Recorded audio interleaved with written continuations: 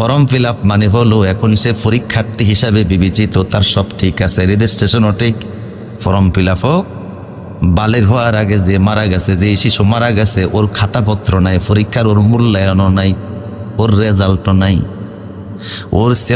ওর ব্যাপারে আল্লাহ সুবহানাহু ওয়া তাআলা আগের থেকে সিদ্ধান্ত রেখে দিয়েছেন। কিন্তু বালেগ হওয়ার আগে যেহেতু ফর্ম ফিল আপ হয় না, এই জন্য ওর উত্তরপত্রের ব্যবস্থাও নাই। কিন্তু যারা বালেগ হলো, প্রতিটা নারী এবং পুরুষ যখন বালেগ হয়, প্রত্যেকের গলার ভিতরে আল্লাহ খাতাপত্র রাখার ব্যবস্থা করে দেন।